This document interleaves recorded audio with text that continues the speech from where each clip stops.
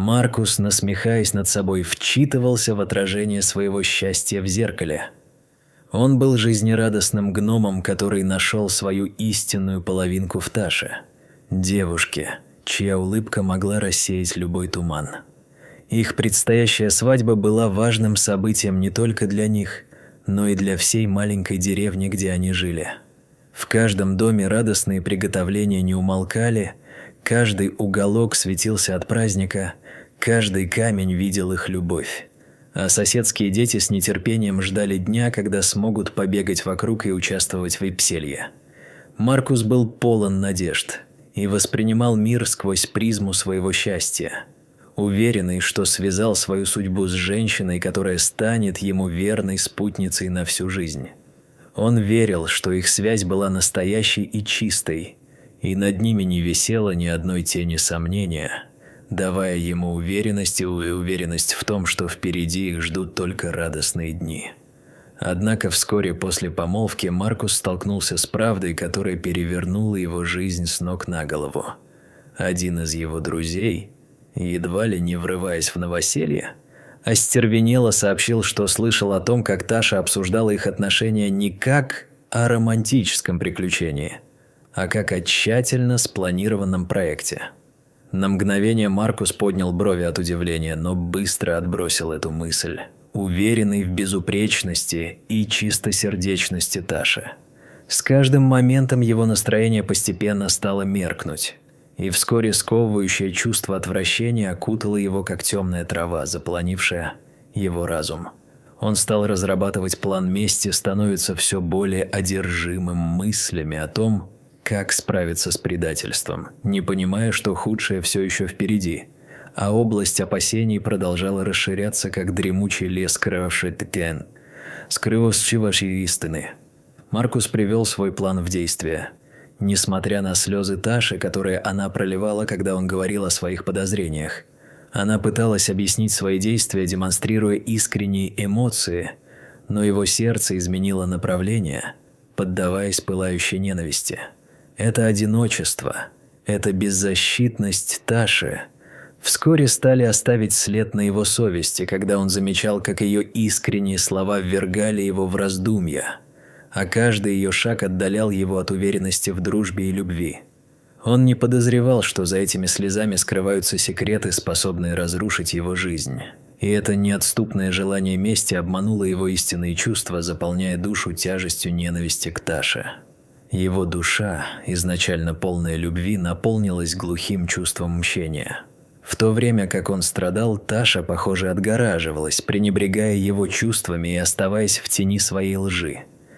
Тем временем, когда он тонул в своих мрачных мыслях, получать сообщения предупреждения о Таше стало привычным делом.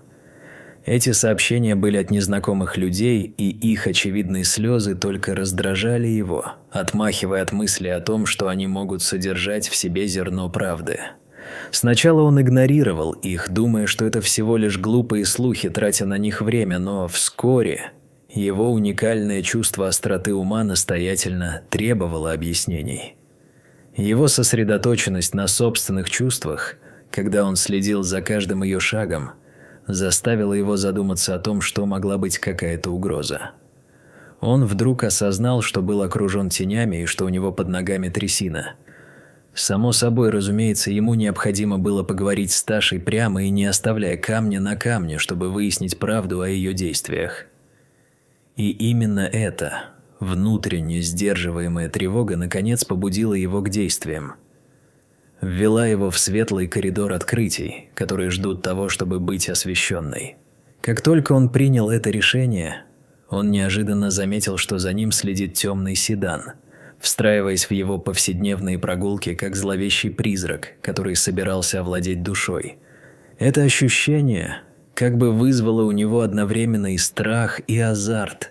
Его сердце забилось быстрее, а воображение стало рисовать страшные картины, как будто перед ним открылась апокалиптическая сцена с неизвестным финалом.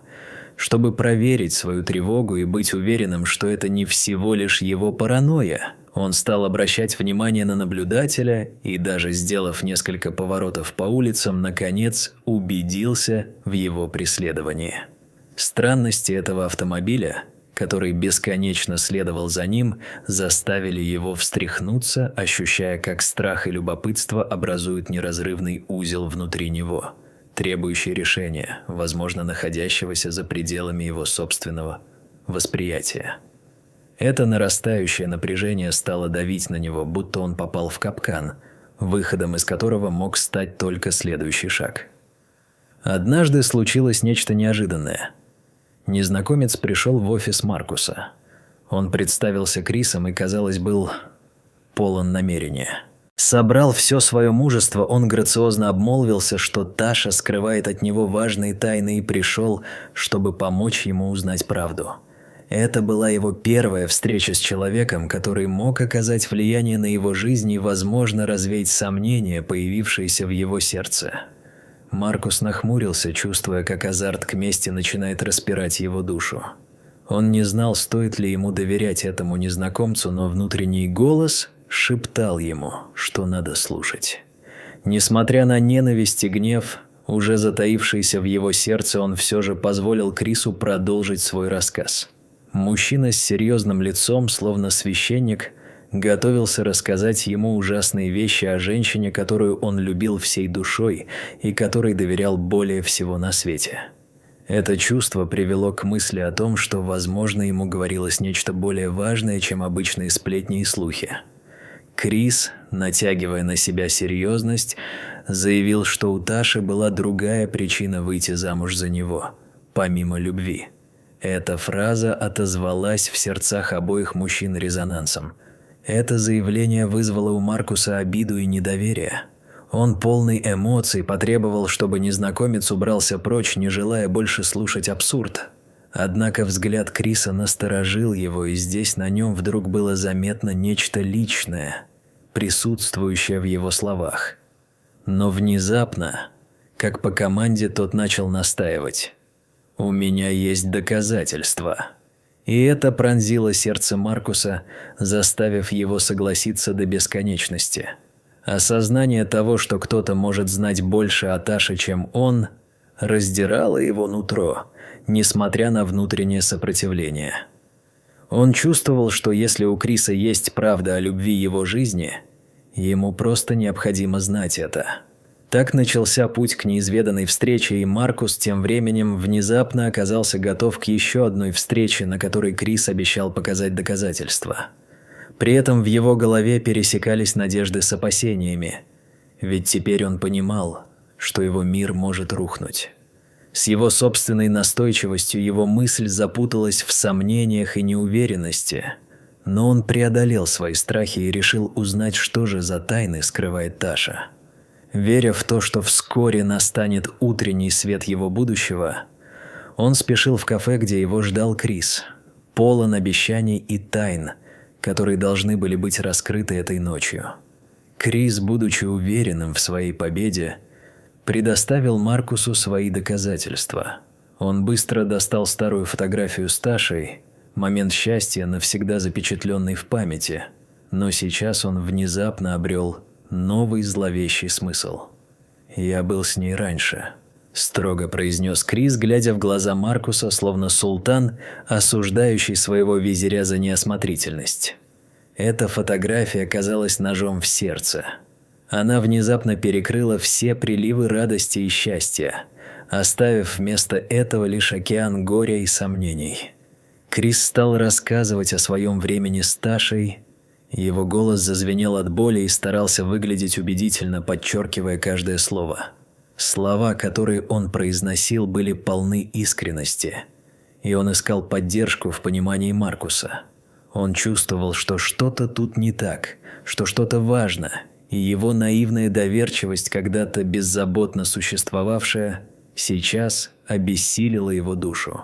Однако горечь и страх одно время разделяли их отношения. Маркус сначала отмахивался, держа эти словечки в одном ухе, не внимая ни малейшей части из них, однако постепенно знал, что необходимо было выслушать то, что говорил Крис. Он старался перебороть и подавить свои нежные чувства. Каждое слово подтачивало его веру, как вода камень. Вечно терзаемый паникой, Его эмоции начали подтачивать его надежду на правду. Маркус не мог оставить это без внимания. В нем закралась мысль, что под оболочкой любви может скрываться нечто невообразимое. Затем, к его ужасу, Крис стал показывать ему доказательства. Многочисленные симптомы предательства, сообщения, фотографии и документы, которые ясно указывали на то, насколько Таша манипулировала им. Упавшее спокойствие не сравнится никакой другой потрясенной изначально. Его сердце застыло в груди от волнения и гнева, и он ощутил, как его жизнь рухнула. С этим шокирующим открытием он чувствовал себя потерянным, обескураженным, как будто весь его мир рухнул под давлением их тайного заговора. Он не мог больше сдерживаться, и вся ярость, угнетавшая его сердце, вдруг обрушилась на него жесткой волной. Эта шокирующая правда не оставляла ему места для сомнений, ведь каждый его шаг по пути принятия этой ужасной реальности только увеличивал трещину в его жизни. Он отправился домой с тяжелыми мыслями на душе, чтобы переварить все, что узнал. Эмоции бушевали, словно бурлящий вулкан, и он осознавал, что его жизнь уже никогда не будет прежней. Каждый момент, прошедший с выяснением правды, словно старался отобрать у него последний толику надежды, заполняя бездну черных мыслей. На следующий день от последствий того, что произошло, его активные эмоции сделали свое дело. Ему необходимо было проверить честность Таши. Он хотел стать каталистом своих собственных сомнений и затей. Поэтому спросил ее о Крисе, не нащупывая собственных слов, излагая вопросы в остром, но совсем не таящем их намерении. Многое знал об их отношениях, и в его сознании этот момент был полон разочарований и конфликтов. Таша, мгновенно вскочившая, открывшаяся ему как цветущая роза, лгала, как будто вся ее жизнь зависела от этого. Каждое ее слово, словно пронзающее оружие, вонзилось в Маркуса, выжигая остатки света внутри него. И все ее поведение тут же выдало ее. В каждом тоне ее голоса, в каждом взгляде на него, в каждом шорохе ее одежды яснее было и другое. Она лгала искренне, как будто все шло по ее сценарию. Этот момент стал решающим для Маркуса. Он решил противостоять ей так, как ни разу ранее, преодолевая свою беззащитность. Он понимал, что настала пора открыть ей глаза на всю правду, и не собирался сматываться с этой мутной целью. Со злым намерением горя желанием отомстить, Маркус стал планировать конфронтацию с Ташей, решая провести ее на юбилейном ужине, преисполненной решимости и дерзости. У него были идеи, какие вопросы задать, как заставить ее смотреть правде в глаза. И в этот момент он стал приглашать ее в модный ресторан, который всегда был их любимым местом для особых случаев. Таша, обожающая наряды и великолепные места, с радостью согласилась, обставив все так, чтобы казалось, что они снова пара, полное счастье. Она светилась от радости, чего Маркус, скрывая свои истинные намерения, ненавидел, ведь это лишь накаливало его внутренний конфликт. Он подавлял волны конфликта внутри, стремясь к тому, чтобы вечер стал началом его мести, хотя и зная, что алчность это ведет лишь к центру полной разрухи. Тем не менее, когда они начали вечер, Маркус заметил, как Таша выглядела безупречно. И ее очарование заключалось не только в том, что она прекрасна, но и в искреннем блеске ее пиршествующего сердца. Они оба выглядели как идеальная пара, когда прошли в элегантной одежде по ресторану, и атмосфера создала вокруг них ауру счастья и надежды. В этот момент Маркус пытался скрыть свое внутреннее смятение и возмущение, одновременно забывая о том, что готов выяснить всю правду о Таше как никогда раньше. Его сердце не могло угреться радостным пламени. Когда каждый второй раздражающий взгляд Таши тлел, казалось, он само собой вызывал новую волну гнева и разочарований. К каждой удобной ситуации его мысли стремились к тому, чтобы она увидела в своем отражении его сердце, жестокое и побежденное. Когда ужин впервые потек спокойно, внутри него бушевали эмоции и неуверенность. Он мысленно обсуждал свои слова о предательстве, готовясь к моменту истины в конце вечера, терзая душу не только ненавистью к ней, но и расправу с самими собой. Он понимал, что не сможет смириться с этой перепинкой их истории, но и не донести свой план до конца. Это было проявлением слабости. Во время десерта свое представление на сцену ввел конверт с документами о разводе. Он без всяких дуновений показал ее выход, и в этот момент, когда обратился к ней с этими жуткими словами, он, казалось, выстрелил прямо в свое сердце. Он передал его Таше. Этот конверт был свидетельством их гибели, и Маркус, оставаясь невозмутимым, ждал реакции, ответа, который мог бы изменить и исправить их существование. Таша, открыв конверт, была в полном шоке. Она не могла поверить, что все это происходит, устремив взгляд на Маркуса, и ее иногда прекрасно отшлифованное ухо терзали муки, которые сами возникали от несогласия с ее собственными действиями. Она пыталась объяснить свои действия, используя каждое слово как нейтральный год, но Маркус, уже пришедший в ярость, был непреклонен, ведь ему хотелось видеть ее искаженное отражение. Во многих способах ее обмана, в ее лукавом взгляде, томительном голосе, как в заливистой песне, и противоречивых желаниях сглаживания проступила правдивая цветная реальность ее фальши, и это поражение стало неизбежным. Эта частичка бессилия внутри него не оставила толкования. Он видел ее ограничения, и все ее поведение вызывало резкую ненависть. Когда он остался один, его внутренние вопросы звучали сплошным эхом в барабане разума. Он обсудил с Крисом информацию, которую тот ему сообщил. Крис рассказал, что у Таши и него был замысел забрать у Маркуса его деньги и выгоду, и его усердие стало оружием против для обмана.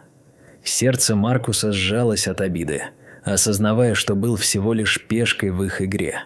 Это было не просто предательство, это делало его жизнь пустой, лишенной настоящего смысла и силы, и теперь он понимал, что доверие – это хрупкий драгоценный камень, который могут обмануть. Настоящее применение любви, розданное как карикатура, угнетавшая его душу, когда это сделало с ним всю малость его значения. Он словно нашел себя в тисках их обмана, и это было страшным. Таша раскаялась, признаваясь, что влюбилась в него, но внутри его сердца уже подорвало доверие, которое можно было бы восстановить с трудом, и все происходило так, словно он не мог повернуться обратно. С каждой новой страницей воспоминаний Маркус осознавал, что это была новая глава в его жизни. Он подписал документы о разводе и почувствовал облегчение, словно тяжелая ноша снялась с плеч, а на смену пришло нечто большее. Удушающее чувство возвращалось, но с ним пришла новая решимость, чтобы не возвращаться в ад неверия, в который его втянула Таша. Теперь, зная, что может двигаться вперед без Таши, и их общение с ней стало кратким, если и сосредоточенным на завершении расставания, он стал побеждать свою боль. Каждый шаг, который они делали, напоминал ему о тех пороках, которые ведет жизнь. И каждый утешительный кадр, представленный в его разуме, обманывал его ожидания. Он был готов оставить все позади, чтобы начать новый этап, вдыхая полной грудью новой жизни. Крис был рядом, поддерживая Маркуса и помогая ему справиться с эмоциональными последствиями. Они проводили много вечеров, обсуждая прошлое и планируя будущее, словно заново строя свою историю, основанную на честности и взаимопонимании. В их разговорах они обсуждали не только свои надежды, но и страхи, и это создало уникальную связь, которая не могла бы возникнуть, если бы не горечь разлуки. Множество моментов открывали новую главу их жизни, и каждый шаг вперед был полон надежды.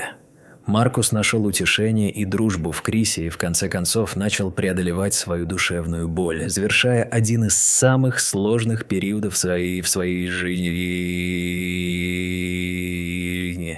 Новый раунд событий стал для него уроком. ценной возможностью, которая сползала сквозь пальцы, и теперь он предпочитал встречать каждую новую зарю полной душевной силы, готовой принимать жизнь и ее вызовы.